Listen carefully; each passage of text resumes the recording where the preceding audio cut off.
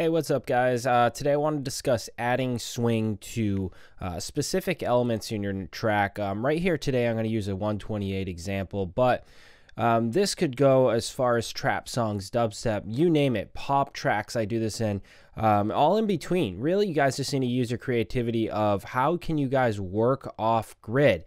I think one of the most common mistakes now, especially with producers, writers in general that come into all of this just brand new, we always think of everything on grid. You know, right in your piano roll, for example, we're given these grid systems, and of course that's very helpful. Of course we want to be on timing and everything, right? But a lot of people are underestimating the benefit of actually not working on grid. So that's what I want to address today, of adding swing to certain elements to create more of a natural feel to your track. Honestly, some of the tracks that I hear that have off-grid feeling, they feel more alive. They feel natural. Think about even strings, for example. If you guys are recording in some strings with your MIDI keyboard and you're playing, you know, a chord string section, don't always then go and cue it up and perfectly put on grid, because that is not what naturally happens when a real bunch of artists are playing, musicians are playing strings live. You know, try to give your tracks more of a natural feeling, okay? So I'm just going to use this as an example here today. I've drawn in a quick kick drum and bass hits for us to get going here.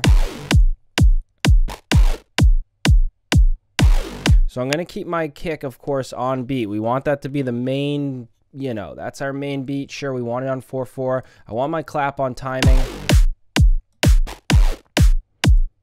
Now, the first one before I get to my bass line, the simplest one of when I want something to be almost felt as if it's swinging, but it's really not. Now, I've showed this before briefly, but utilizing sample delay or even stereo delay options in Logic users, you guys can put it actually ticks off, meaning it will say it's on grid here. It's not going to move it here, but you guys can make it swing in Logic if you want. For example, see how that's off as opposed to this. Again, if you go even more extreme with it. See how you're getting, now I know to some users and some producers here, you might say, you know what, that's not what I'm looking for. I want stuff on grid. Of course, guys, this is a taste thing. I'm not telling you to go onto your record right now after this video and throw everything off grid and throw it into swing mode, you know, on your piano roll. Absolutely not, guys. This is a taste thing. There's not a right or wrong. You know, this can add value to your record. It also could ruin it, right? So keep in mind, you got to just experiment with it. We really stress that here at Academy, that if you guys are not experimenting, your creativity can sometimes get bland. You really just need to experiment with stuff. And that's why this swinging we're going over can really go far if you guys mess around with it. So I'm going to keep this hi-hat on grid, but going back to the other thing I was talking about is the sample delay. A lot of DAWs have this now. This is the simplest option of, you know, if say you even have a hi-hat loop, split it up into multiple, you know, cut up the samples and then throw this on. You guys, all you're doing is telling the listener it's coming into the left speaker slower than it's coming into the right. Therefore, you're going to get almost a panning effect, but realistically, you're just getting these hi-hats being thrown to the left speaker slower than to the right speaker. This creates a perception of swing to your record. So let's hear this solo. And without it.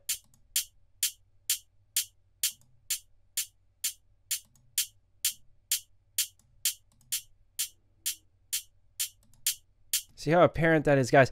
And that's a tiny detail, but let me tell you, especially Logic users that have this has been a game changer for me for a long time, to think, how can I kind of trick the listener that something's coming in a little bit quicker, a little bit later, vice versa, whatever it is.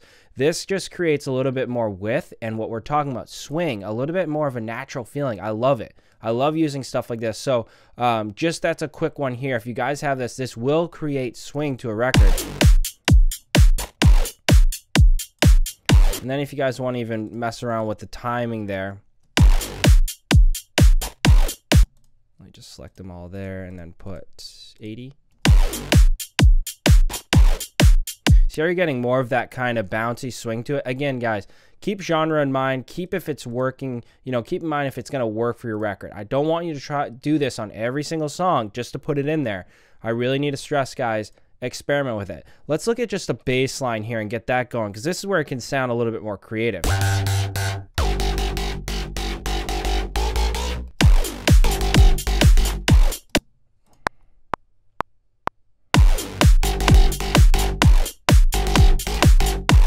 Okay, let's now mess around with this MIDI.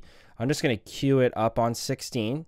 So this will be right on grid so I can look at what I'm working at. So let's zoom in and see what we got here. Let's get rid of these plugins. Okay, so when I'm not going to worry about the value, velocity, guys. You can see different colors. This is a synth that don't even consider that. That's fine.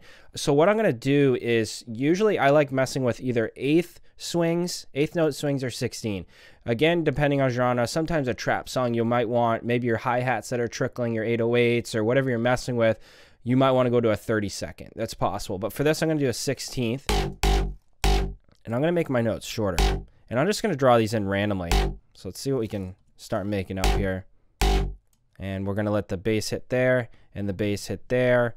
Let's just do these here. I'm actually going to copy these over and just put them at a slightly different timing. These are starting there, and these are starting right on the 2-2. So we got a slightly different. So yeah, you guys have seen before that I mentioned this in a few videos here and there. If you have seen it, it's pretty easy to do in Logic. I'm sure it's easy to do in your DAW. I'm just going to select all. And first off, let's hear this perfectly on grid. I know I talked about on grid. You guys know the lines split up into 16ths. We know how that works. But I really want to stress, really want to stress how important it is to not always work on grid.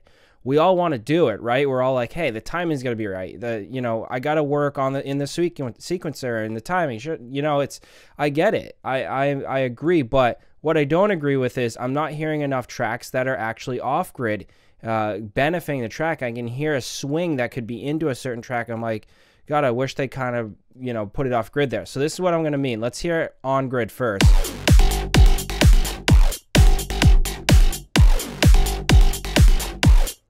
And let's just throw a sidechain on there real quick so it sounds a bit more fitting there to the record.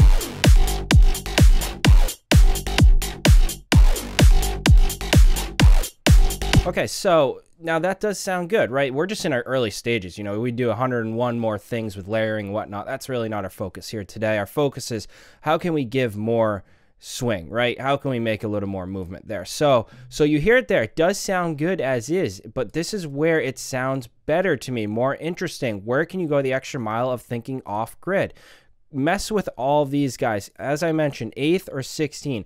I love messing with the 16 swings. All this is going to do is shift your notes to a later time. So A is going to be slight. It's not even going to move. So if we did C, you see how much that moved, guys? This is giving it to your right, meaning it is going to come in later.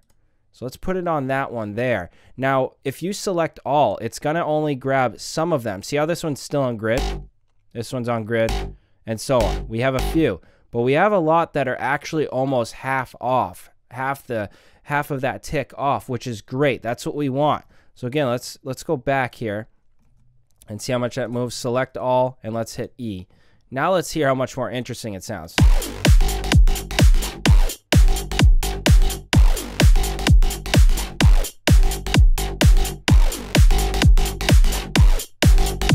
And let's just change this front note here. I think this one's a little rushed.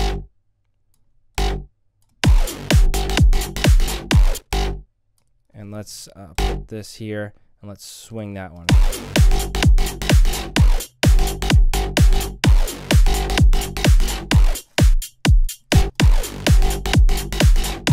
And let's hear it without the sidechain so we can hear every tick.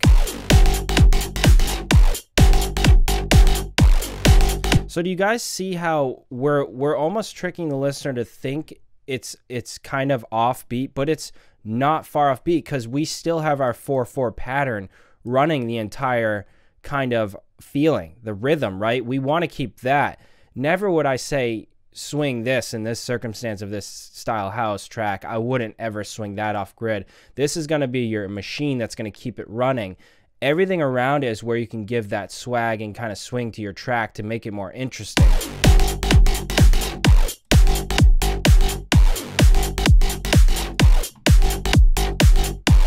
So now I would even go to extent. If I turn off this hi-hat, let's put in another instrument.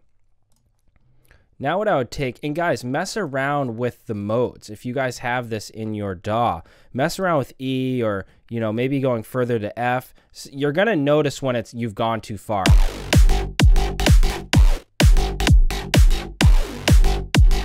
See, I like F too. F and E I feel pretty good, you know, but really just, it's a taste thing. So make sure you're messing around with that. But now I'm going to copy the MIDI down to contact, for example. Let's load something up here, because now what I would do is go to the extent of, I'm not going to layer this all out here and work on that more. I'm just layering a percussion idea, because now if you think about your hi-hat here that was on grid, how can you accent the bass with a hi-hat or a percussion element here? So let's just load, let's load just a modern drummer here. Let's pull this open and try to find a hi-hat real quick.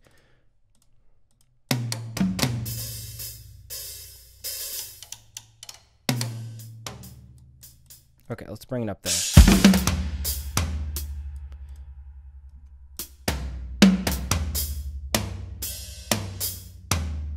Okay, I like that one there. Now the velocity I'm just going to fix, because this is going to be velocity sensitive. Let's just put them all at the same. Okay, so now they're all be yellow. Okay, I'm going to make these short. And let's hear this solo. So now this is where you guys want to accent. What I usually do with the bass line is layer the bass with a hi-hat like I'm doing here, or a noise oscillator. Let's bring this way down and start bringing it up.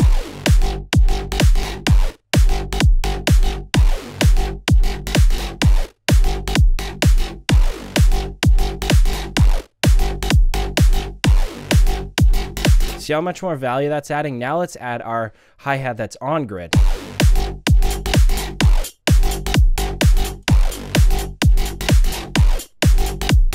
I think that's awesome, guys. I know this is a very basic example we're using here today, but I think you get where you can go with it. You know, layering out this bass, thickening up this hit, and so on. You guys would know what to do here. Now start producing and taking to another level, but starting out with your basic main focus in mind, like we did here today, is going to help you with developing the rest of the track. I'm not saying you guys have to start out with this main drop here. You know, if you like starting out with your chords, do whatever you got to do to make it work, right? But keep in mind, starting with this basic balance of us now going to the hi-hat from the bass to messing with the percussion and swinging those elements, you will start to create your track. You'll start to get something very, very interesting and creative, guys. That's really what I want to point out.